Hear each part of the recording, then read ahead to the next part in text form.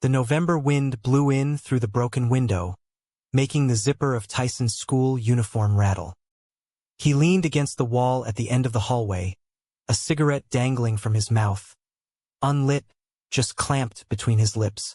Tank said girls fell for this. He scoffed, but he didn't throw it away. Footsteps came from the corner of the stairs, light like a cat treading on cotton. He recognized these footsteps. Every afternoon at 4:15, Elena came out of the School of Economics and Management building and crossed the path beside the abandoned teaching building to get to the library. He had happened to see it for 2 weeks. Today she took a different route, the one that inevitably passed the abandoned teaching building. A white dress appeared at the end of the hallway. Her long hair rested on her shoulders, and she held a stack of books in her arms.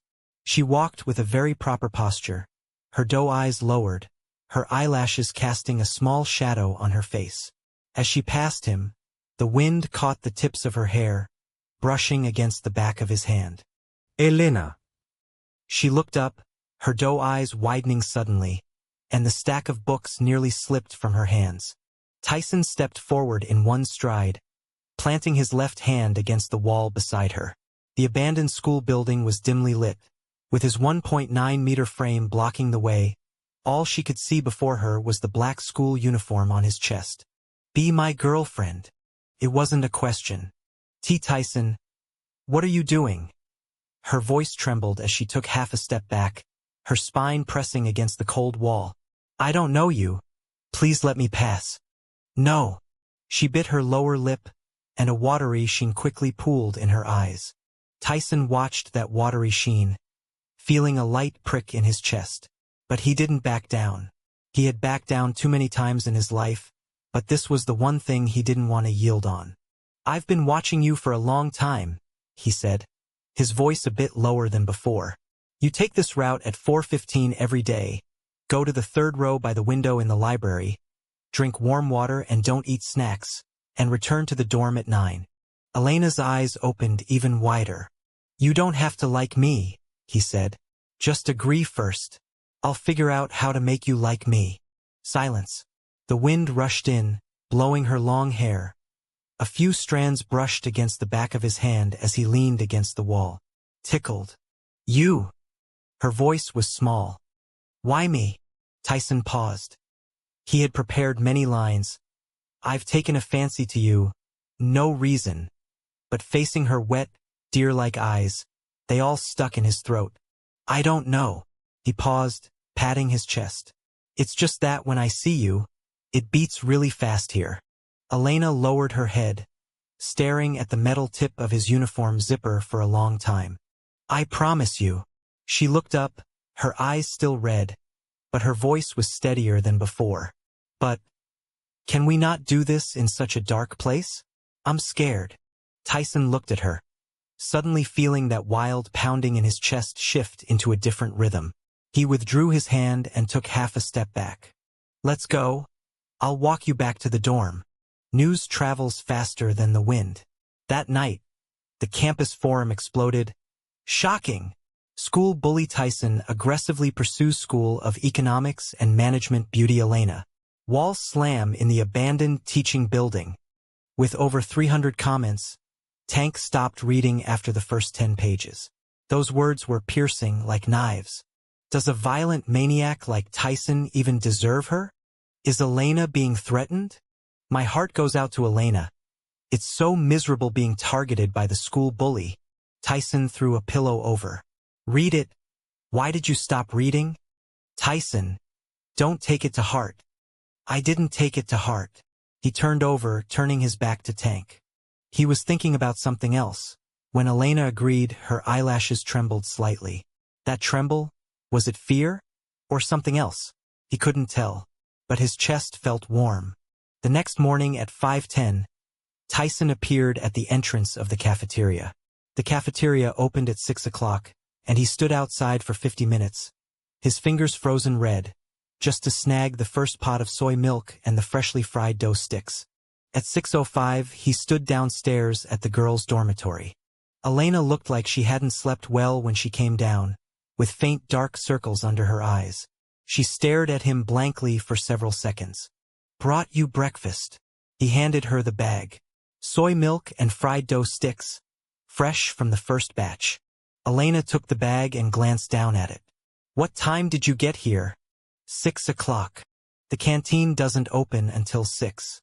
Tyson didn't speak. She looked up at his nose tip, red from the cold. Her lips moved, and in the end she only said 2 words, "Thank you," very softly, as if afraid it would be scattered by the wind. But Tyson heard it, every word.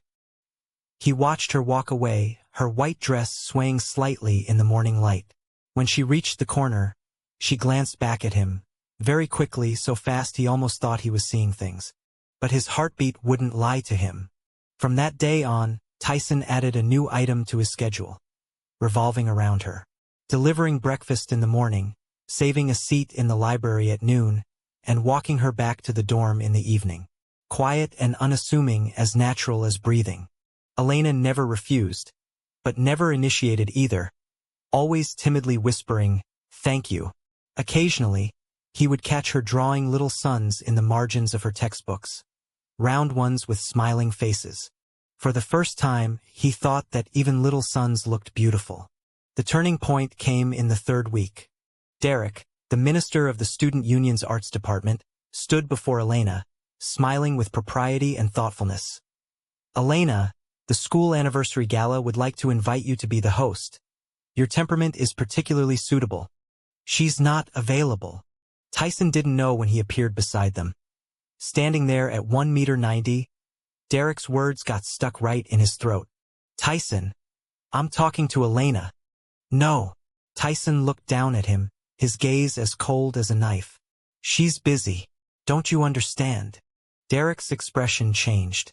He was a member of the student council. Who on campus didn't show him some respect? Yet this PE department savage just wouldn't play by the rules. "Elena," Derek went around Tyson. "You say it yourself." A hand gently tugged at the corner of Tyson's shirt. He looked down to see Elena standing behind him, her fingers pinching a small piece of the hem of his uniform, exerting very little force, as if clutching onto something for dear life. "Derek," her voice was still soft, but very clear, "I have indeed been quite busy lately. Thank you for the kind offer."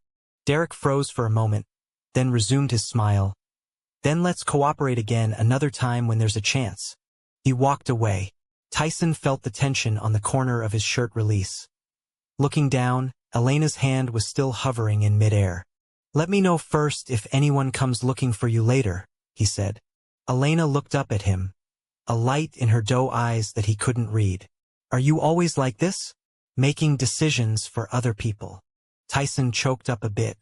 He really hadn't thought there was anything wrong with that. But Elena didn't press further. She just lowered her head, gave a soft hum, and walked toward the library. Tyson followed behind, feeling that something wasn't quite right. That night he got into another fight.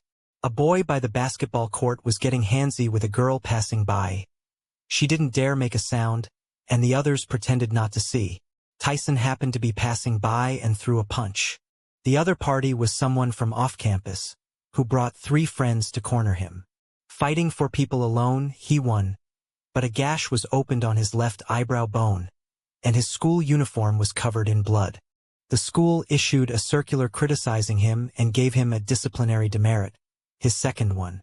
The last time was freshman year, also for standing up for someone else. The counselor sighed and said, "When will you learn to use your brain?" He didn't make a sound. When the news reached Elena's ears, it was 9 o'clock at night. She appeared downstairs at the boys' dormitory, wearing a thin pajama jacket, her hair loose, carrying a plastic bag in her hand. The November night wind blew her skirt hem into a mess. Tyson rushed downstairs, a bandage on his brow bone, and stood before her. "Why are you here? You're hurt." She looked at the bandage on his brow bone, the streetlight flickering in her eyes. "Just a scratch, it's nothing." "Let me see." She stood on her tiptoes, her fingers lightly brushing the edge of the gauze. Tyson froze. She was close enough again for him to smell the scent of laundry detergent. "Don't fight anymore," she said softly. "Okay?" Tyson opened his mouth, wanting to say, "I can't promise that." But looking into her eyes, those words just wouldn't come out. "I'll try." Elena didn't say a word. She handed him a plastic bag, iodine, cotton swabs, and band-aids. "Change the dressing yourself, and don't get it wet." She turned to leave, but Tyson suddenly called out to her, "Elena." She looked back. He gazed at her wind-tousled hair, her slightly reddened nose tip, and the thin sheen of moisture in her doe-like eyes. "We're not right for each other." He hadn't expected to say those words himself. His voice was hard, squeezed out from stone. "I was just playing around. Don't take it seriously." Silence. Long enough that he could hear the wind whistling through the dormitory building. "Oh!" A single word, like a leaf falling to the ground. Then came footsteps, growing farther and softer, exactly the same as the first time he heard them. Tyson stood rooted to the spot, clutching the plastic bag in his hand. The smell of iodine drifted out, pungent and stinging his eyes. He didn't look up, afraid that if he saw her walking away, he would chase after her. Someone like him, from a single-parent family relying on scholarships with 2 disciplinary records on his file, didn't deserve her. The wind was strong. November wind, truly cold. Tyson shut himself away for 3 days. Shut himself away meant soaking in the basketball gym from 6 in the morning until 10 at night every day. Shooting, dribbling, suicide drills, mechanically repeating the routine. He ate when Tank brought him food. Replied, "Yeah," when Tank talked to him, and when Tank asked, "Did you get dumped?" He slammed the basketball down at Tank's feet. "I didn't get dumped. We were never together in the first place." Noon on the 4th day, the cafeteria. Tyson carried his tray looking for a seat, but his peripheral vision caught a glimpse of a back view in a white dress, and his footsteps screeched to a halt as if someone had slammed on the brakes. Elena sat in the corner by the window, a bowl of plain rice porridge in front of her, her chopsticks resting on the rim, untouched. She had lost weight. He wasn't sure if it was possible to get this thin in just 3 days, but her collarbones were more defined than before, and her cheeks looked slightly hollow. Her long hair was tied up carelessly, with a few stray strands falling by her face. She didn't see him.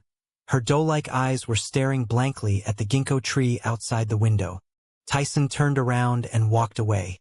His steps were quick, so quick that people nearby thought he was rushing to class. He didn't know what he was running away from. He was the one who had pushed her away, so what was there to flee? He just couldn't bear to see her looking like that. On the 5th day, the counselor called him into the office. "Tyson, the school is going to hold a hearing to discuss your eligibility for the league." Someone reported to the school leadership, expressing the opinion that you are not suitable to represent the school in the National League. Tyson clenched the fabric on his knees. The National League was his only way out. He had no background and no resources, and professional scouts only looked at league performance. If his eligibility were cancelled, the hearing is at 2 p.m. the day after tomorrow, room 302 in the administration building. He stood leaning against the corridor wall for a long time. He didn't know how to write a statement, didn't know how to deal with fancy language. He only knew how to play ball and throw punches, and it was precisely the punches that had pushed him into his current situation. He suddenly wanted to see Elena very much. When that thought popped up, he pinched the back of his hand hard. He couldn't see her. He couldn't even protect himself, so what did he have to protect her with? On the day of the hearing, room 302 in the administration building was packed. School leaders, counselors, student representatives, and Derek. He sat in the gallery, a faint smile playing on his lips.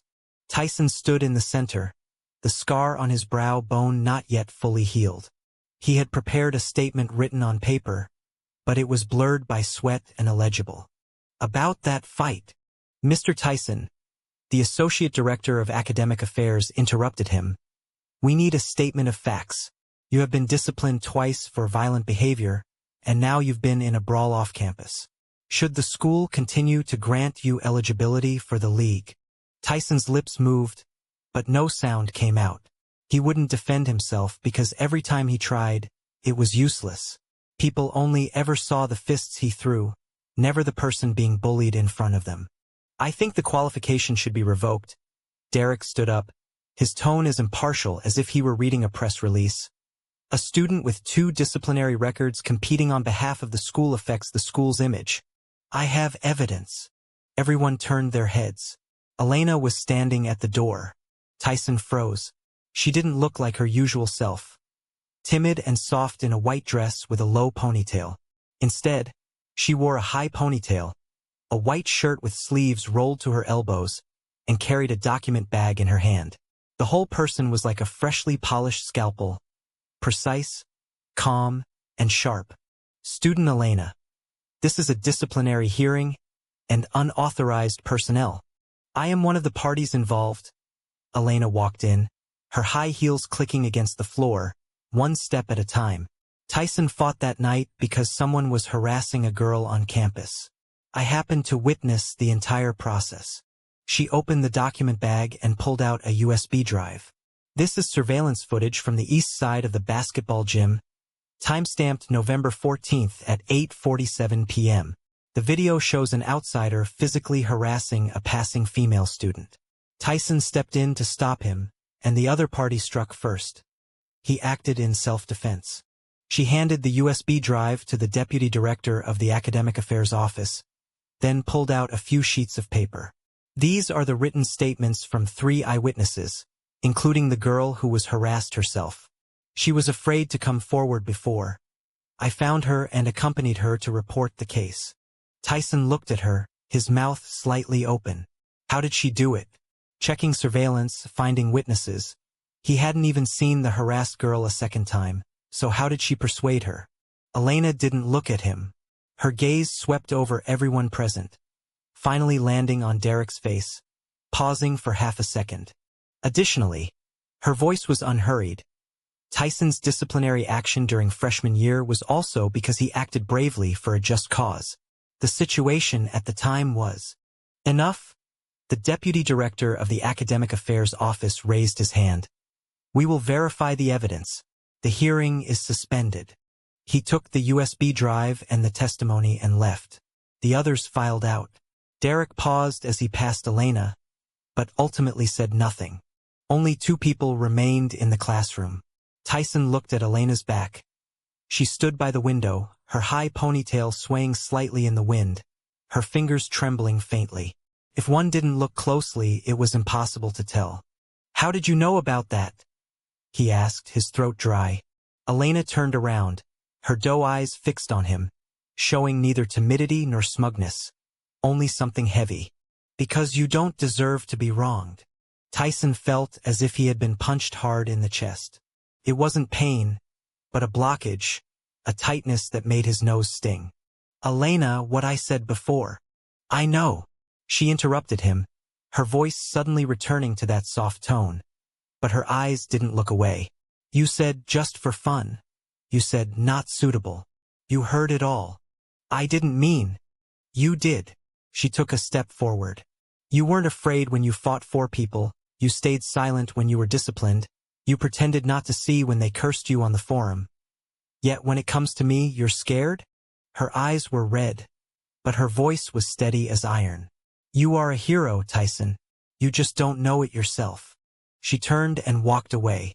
This time Tyson didn't stay where he was. He chased after her, grabbed her wrist, pulled her back, and then held her.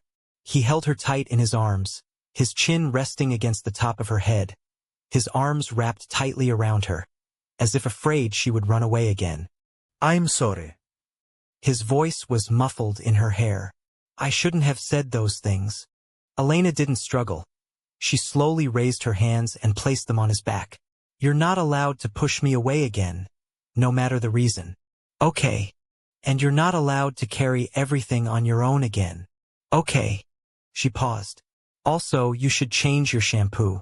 This one doesn't smell good. Tyson paused for a moment, then smiled. It was a low laugh vibrating from his chest, carrying the relief of having survived a close call. Got it. 2 days later, the disciplinary action was rescinded. Surveillance footage and witness testimonies were verified without error, confirming that Tyson had acted in defense of justice. The demerit was changed to a verbal warning, and his eligibility for the league was preserved. The sentiment on the forum made a complete 180 turn. So Tyson was actually acting in defense of justice? Where are the people who were cursing at him before? Elena is so badass. That high ponytail and white shirt absolutely killed it. As Tank read the posts, Tyson sat on the steps of the basketball court, spinning a basketball. He wasn't really listening. He was thinking about Elena's trembling fingers at the hearing. She had been so calm, yet her hands were shaking. It wasn't that she wasn't afraid. It was that she stood up even though she was terrified. Just how much more about this girl did he not know? On the first weekend after making up, they went to the man-made lake. By the end of November, most of the ginkgo leaves had fallen, carpeting the road like gold. Elena sat on a bench eating ice cream, while Tyson stood beside her with his hands in his pockets. "Aren't you cold?" "No." She looked up at him, a dab of cream on the corner of her mouth. "Do you want a taste?" Tyson's ears turned red as he looked away. "I don't eat sweets." "That's a lie." Elena smiled, her dimples denting slightly. "You stole half my cake last time." I was afraid you'd get fat from eating too much." "Oh." She tilted her head to look at him, her doe-like eyes curving into a smile. "You sure are bossy." Tyson felt uneasy under her gaze and lowered his head to kick at the ginkgo leaves. "Tyson." She suddenly called his name, her voice softening. "Don't you think it's quite a coincidence that we're together?" "A coincidence? You watched me for 2 weeks and just happened to corner me that day. If it had been 1 day later, I might have changed my route." "Changed your route? Why?" "Because that afternoon I saw someone lurking near the abandoned school building. I originally planned to take the main road the next day, but you got here first and blocked my way." Tyson looked at her, feeling that something was off, but he couldn't quite put his finger on it. "So are you saying I got lucky?" Elena glanced at him, her dimples showing faintly. "Yeah, very lucky." She continued eating her ice cream. 2 silhouettes were reflected on the surface of the lake, one tall and one short, standing very close together. The wind blew up some ginkgo leaves, and one landed on Elena's hair. Tyson reached out to brush it off for her. His fingertips brushed against her hair, very soft. She didn't dodge, just turned her head to look at him, the corners of her mouth curving upward. That look. Tyson couldn't quite describe it, but he felt as if he had missed something important. After they reconciled, Tyson noticed that Elena had changed. It wasn't an earth-shattering change. She was still the same Elena in the white dress with the soft voice. It was just that some things were different. For instance, after playing ball, he habitually bought an ice cola. She stood at the entrance of the convenience store and stopped him. "No, I've been drinking it for 10 years. "Then why hasn't your stomach gone bad yet?" Her tone was soft, but her gaze was firm. "Warm water." In the end, he bought a bottle of mineral water and finished it by the roadside, thinking that warm water actually seemed all right. For instance, when he took his advanced math final, she kept an eye on him in the library for 2 weeks. "You're not allowed to go back to the dorm until you memorize this formula." Tyson stared at that problem, feeling like a pig pinned to a chopping block, but with her doe eyes unblinking as she sat opposite him. He actually memorized it. He scored over 70 on the exam. Tank asked if he had cheated, and he slammed the paper in Tank's face. "I took it myself." He felt more and more like a tamed wolf dog, but strangely he accepted it gladly. Early December, the ginkgo leaves had all fallen, leaving only bare branches. A thin layer of ice had formed on the lake's surface. The sunlight hitting it looked like shattered glass scattered everywhere. Elena sat on the bench, holding a dark blue notebook. Tyson sat down beside her and placed his basketball at his feet. "Been waiting long?" "I just got here." She handed over the notebook. "I want to show you something." Tyson took it and opened the first page. The handwriting was neat, the result of practiced penmanship, every stroke carrying a gentle strength. But the content made him freeze. Nian Ting. The first page was dated 3 years ago. "Today I saw him feeding a cat on the playground. He was squatting beside the bushes, tearing a sausage into small pieces and holding them in his palm for the cat to eat. It was a dirty orange cat. He used his fingers to wipe the dirt from the corner of its eye. He looked fierce, but was very gentle when feeding the cat. I think I've remembered him. He turned to the next page. He twisted his ankle playing basketball today and limped back to the dorm. I stood at the stairwell for 10 minutes and didn't leave until the light in his dorm came on. His old injury is in his left knee, and it hurts on rainy days. I hope it doesn't rain today. Next page. He got into another fight. This time it was because someone was bullying a freshman. He was being severely criticized on the forum, but I know he was right. Those people don't know that he never throws the first punch, and they don't know that after a fight he goes to the infirmary on his own to get stitches on the back of his hand.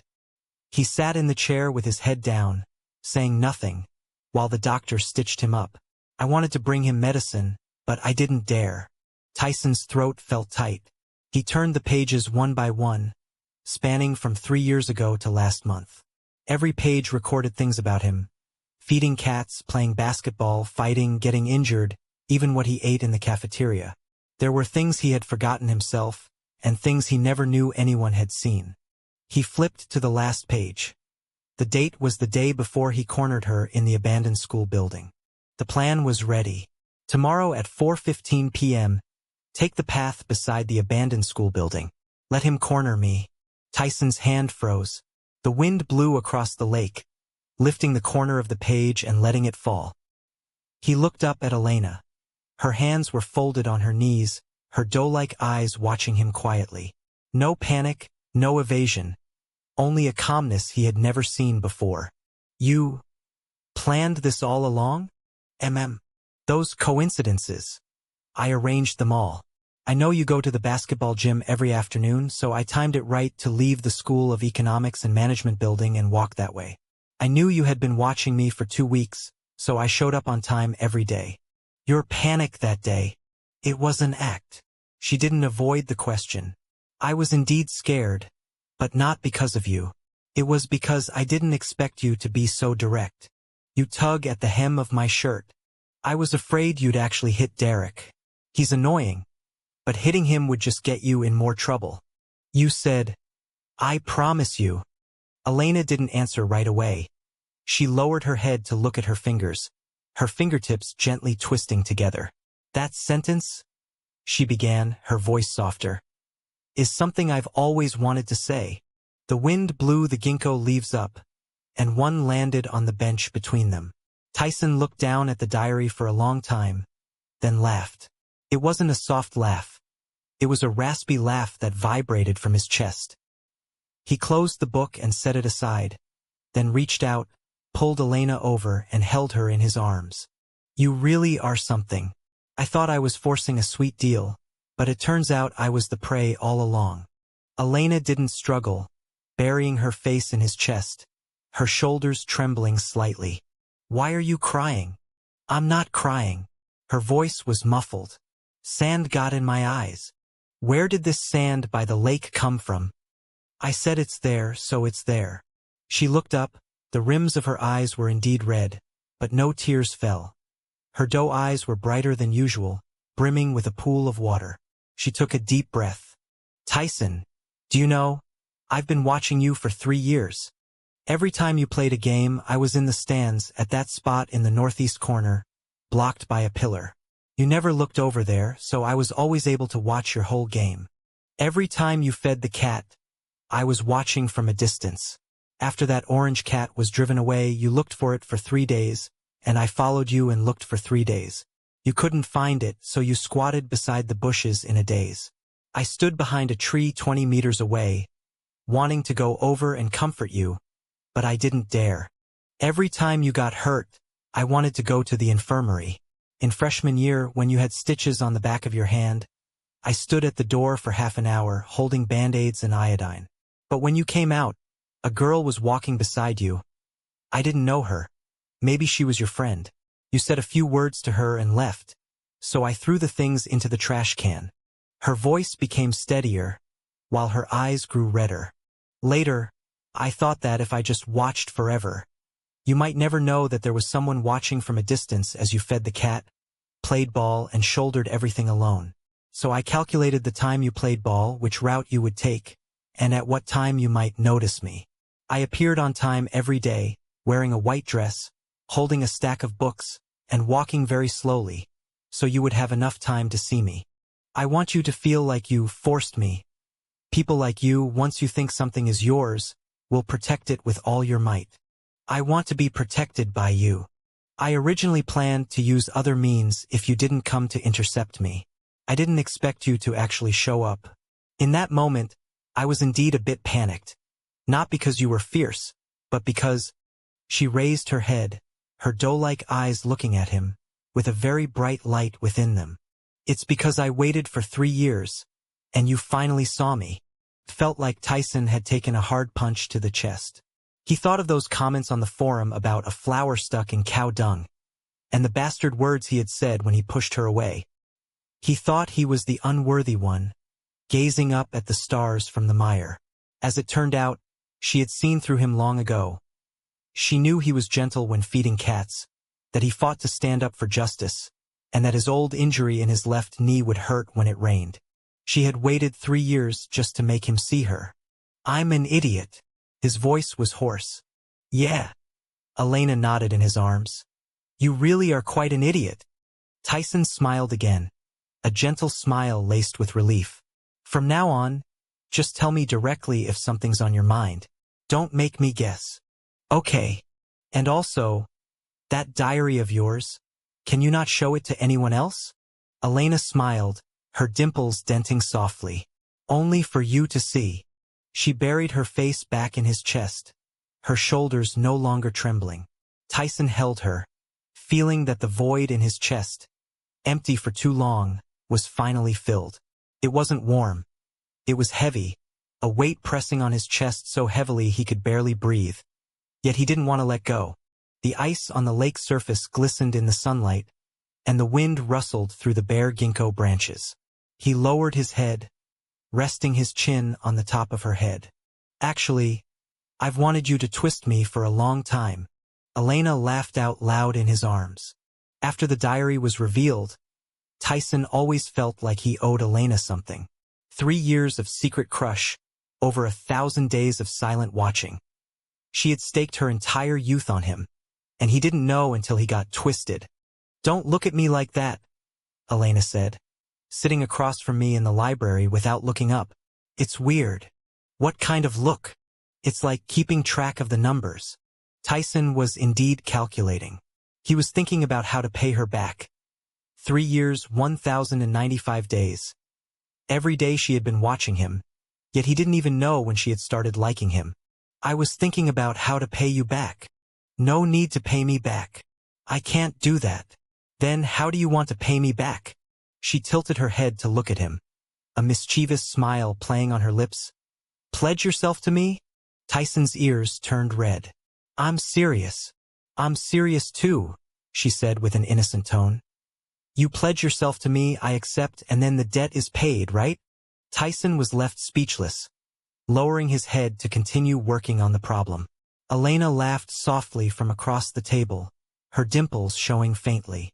During finals week, she was working on a business case analysis project and pulled 3 all-nighters.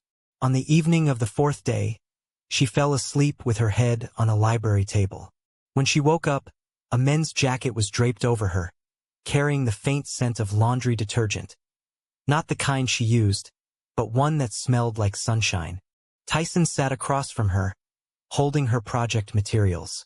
When did you get here? 2 hours ago. There's something wrong with your data model. Where? Here. He pointed to a line of data. Your assumption is a 15% market share growth, but you didn't consider competitors' promotional strategies. If they lower prices too, the growth rate will be discounted. Elena stared at that line of data for a long while, then looked up, her doe eyes widening slightly. When did you learn to read this? Last week. His tone was very calm. I watched from the side while you were working on the project, and I looked up a few books. I even made a simple model. He pulled a few sheets of paper from his backpack. Take a look and see if it's right. Elena took them. They were handwritten. The penmanship wasn't particularly neat, but the logic was clear. a hand-drawn decision tree, labeled with various possibilities and corresponding returns. When did you? I want to help you. He looked up, his gaze earnest. You watched over me for 3 years. I should watch over you too. Elena felt a lump in her throat, lowered her head, and stared at those sheets of paper for a long time. You don't have to do this. You're already so busy.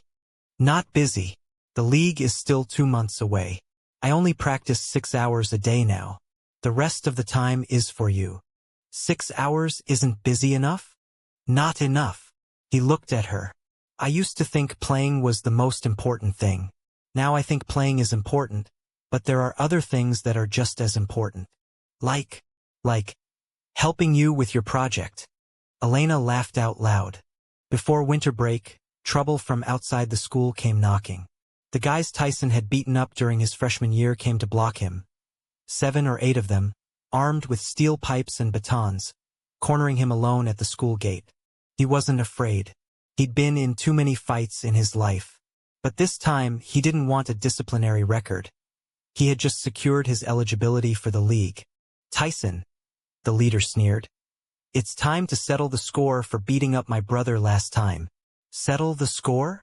He tossed his backpack aside. Come on then. Hold on. Elena stood at the school gate, her phone screen glowing. You are outsiders.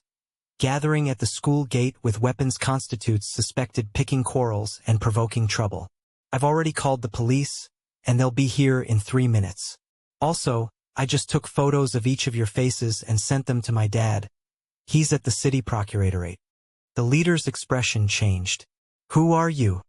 Also, Elena continued, the steel pipes you're holding can lead to detention for up to 15 days under the law on penalties for administration of public security.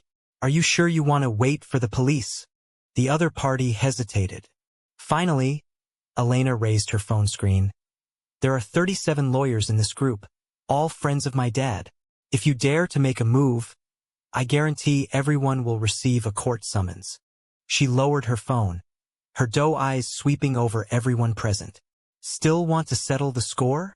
Silence. 3 seconds later, the leader gritted his teeth, turned around and walked away. The others followed suit. Tyson stood rooted to the spot, his mouth slightly agape. How did you? I checked their backgrounds, Elena said casually. The leader is Zhou Hao, and he has 2 records of administrative detention. He's afraid of the police, and even more afraid of lawsuits. How do you know all this? Data analysis. She looked up at him with a slight curve of her lips. My major. Forgot? Tyson stared at her for a long time, then suddenly reached out and pulled her into his arms. You're amazing. I give up.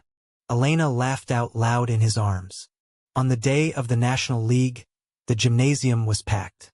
Their opponents were last year's championship team. Their center was 5 centimeters taller and noticeably bulkier than Tyson, standing under the basket like a wall. They were down by 12 points in the first half. At halftime, Tyson sat on the bench gasping for air, sweat dripping down his chin. You're playing too rushed. Elena stood at the sidelines holding a bottle of water. How did you get in? I have my ways. She handed him the water, crouched down, and whispered a few words in his ear. Tyson listened, his eyes slowly widening. In the second half, his style of play changed. He stopped forcing the issue and started moving off the ball, passing, and using fakes. He remembered every detail Elena had told him. The opposing center turned slowly, the defender liked to go for steals, and the forward tended to lean left when defending. In the final 30 seconds, the score was tied. Tyson drove to the basket, shook off the defender, and charged toward the rim. As the opposing center lunged at him, he stopped on a dime and faded back for a jump shot. The ball traced an arc and swished through the net. The whole arena erupted. Tyson landed and turned around, his gaze cutting through the crowd to the sidelines. Elena stood there, her doe eyes sparkling, the corners of her mouth curved in shallow dimples. He rushed over, pulled her into a tight embrace, and lowered his head to kiss her under the watchful eyes of thousands in the arena. That night, Tyson opened a new document, Project Capture Elena 2.0. Tank leaned over to take a look and nearly choked. Tyson, what are you trying to do? I'm going to woo her, properly woo her. Aren't you two already together? That was her wooing me. Tyson paused. Now it's my turn to woo her. Tank looked at the document on the screen. Goal: get Elena to marry me. Step 1. Learn economics and management knowledge so I can discuss her major with her. Step 2. Save money to buy a ring. Step 3. Propose at the graduation ceremony.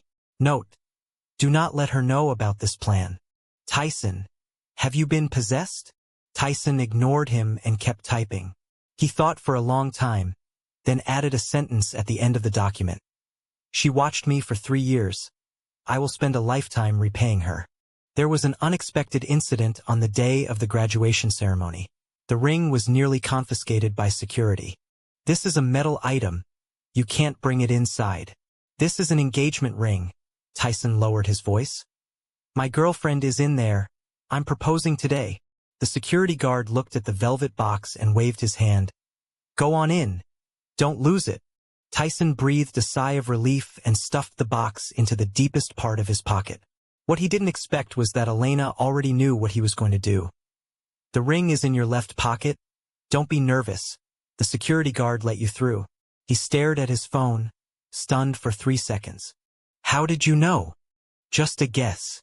How do you know I'm nervous? Your heart rate is 120 right now. Your palms are sweating, and your left foot won't stop shaking. Tyson subconsciously looked down at his left foot. It was indeed shaking. Where are you? 3 meters behind you. Second row of the stands, the one in the blue bachelor's gown. Tyson turned his head and saw Elena waving her phone at him. Her doe-like eyes curved into a mischievous smile. He suddenly felt that he might really never win against her in this lifetime. The graduation ceremony was boring. Tyson didn't catch a single word of the principal's 20-minute speech, but he ran through the proposal process in his head 17 times. Kneel. Take out the ring. Speak. Slide on the ring. Kiss. He had planned every step, yet felt that none of them were enough. What if she refused? What if she thought the ring was too cheap? What if she said, "Let me think about it"? Tyson. He took the diploma from the stage and then, wait a minute. He shoved the diploma to the counselor, facing the audience of over 2,000 people, and the gymnasium fell silent. There's something I want to settle. He walked down the stage and through the crowd, each step steady. He saw Elena sitting there, her mortarboard slightly askew, holding a phone in her hand. She knew he was coming, but she didn't look up. He walked up to her, dropped to one knee, and opened the ring box. The plain band gleamed with a matte finish under the light, engraved inside with 2 characters. Wan Ting. I prepared a speech, but I've completely forgotten it now. Someone in the audience laughed. I only remember one thing. You watched me for 3 years, and I never looked at you. But I will spend the rest of my life making it up to you. He looked up into her eyes. Elena, will you marry me? Silence. Elena stared at the ring for a long time, so long that Tyson began to suspect he had said something wrong. Then she smiled. Tyson, did you forget something? What? You've been kneeling there for ages and still haven't given me the ring. Laughter and applause erupted from the audience. Tyson paused for a moment, then smiled, took her left hand, and slipped the ring onto her ring finger. It fit perfectly. He had secretly measured her size while she was asleep. I do, he said, then stood up, leaned down, and kissed her. Thunderous applause broke out, with some people whistling and others shouting, "Kiss longer." Elena was held in his arms, her face buried in his chest, her shoulders trembling slightly. Why are you crying? I'm not crying. Sand got in my eyes. Where would sand come from indoors? I say there is, so there is. Tyson didn't ask any further and held her a little tighter. Married life was more chaotic than Tyson had imagined. He joined a professional team, training, playing, and traveling every day, while Elena joined an investment firm, building models, analyzing data, and working overtime every day. They were so busy that sometimes they barely exchanged a few words all day. But every night, no matter how late, they ate together. Sometimes takeout, Sometimes she cooked noodles, sometimes he brought leftovers from the cafeteria. They would sit on opposite sides of the dining table, eating face to face and talking about what had happened that day. "The coach scolded me today," he said, taking a mouthful of rice. "Said my defense is terrible." "What exactly did he say?" "Said I was like a block of wood. Didn't even know when I'd been beaten." Elena thought for a moment. "Who's the next game against?" "Guangdong team. Their small forward likes to drive to the right, stand a bit to the left on defense and force him left. His left-hand dribble is unsteady, with a 37% turnover rate." Tyson paused his chopsticks to look at her. "How do you know?" "I watched the footage from your last game and built a data model while I was at it." Tyson stared at her for a long while, then sighed. "Can you stop being so impressive?" "No." Elena looked up, her doe eyes curving into a smile. "It's a talent." One day, Tyson found a folder on her computer. Project Tyson Capture, Ultimate Edition. Clicking it open revealed a PPT as professional as a business proposal. First page. Project background. Target subject Tyson. Project objective to guide the target subject to propose marriage proactively. Project duration 6 months. Page 2. Execution plan. Phase 1. Diary reveal to establish emotional debt. Phase 2. Moderate dependence to trigger protective instinct. Phase 3. League assist to reinforce mutual dependence. Phase 4. Guide proposal to complete project loop. Page 3. Key milestone records. Milestone 1. Wall pin in abandoned teaching building. Target initiates. Milestone 2. Turnaround at hearing. Project side initiates.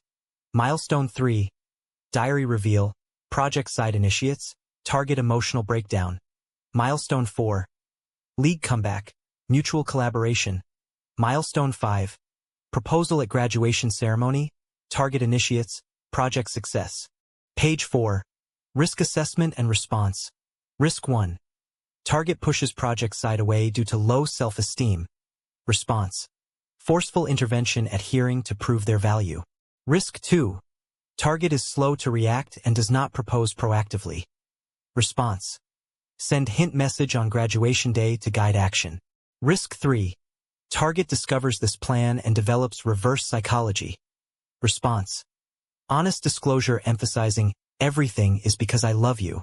Page 5. Project summary. Project status completed. Target performance exceeded expectations. Follow-up plan to continue capturing for a lifetime. Tyson stared at the PPT for a long time, so long that Elena came out of the bathroom and stood behind him. "You saw it?" He turned around with a complicated expression. "You even planned the proposal?" "Yeah," she said innocently. "I originally wanted to give you a hint, but I didn't expect you to think of it yourself." "What hint?" "I said it that day. You've been kneeling there for ages and still haven't given me the ring." Tyson froze for 2 seconds, then laughed, pulling her over and pinning her onto the sofa. "Am I never going to win against you in this life?" "You can win." She looked up, her doe eyes curving into a smile. "Next life, you chase me first. Maybe you can win." "Deal." He lowered his head, resting his forehead against hers. "Next life, I'll chase you first. And this life I admit defeat." The corners of Elena's mouth curved up even more. "What's the reward for admitting defeat?" "What reward?" "You kiss me." Tyson smiled, lowered his head, and kissed her. Outside the window was the November wind, just as cold as in the corridor of that abandoned teaching building back then. But inside the room it was warm, so warm that he never wanted to let go. She watched him for 3 years, and he would spend a lifetime paying her back. This was a debt he was more than happy to settle.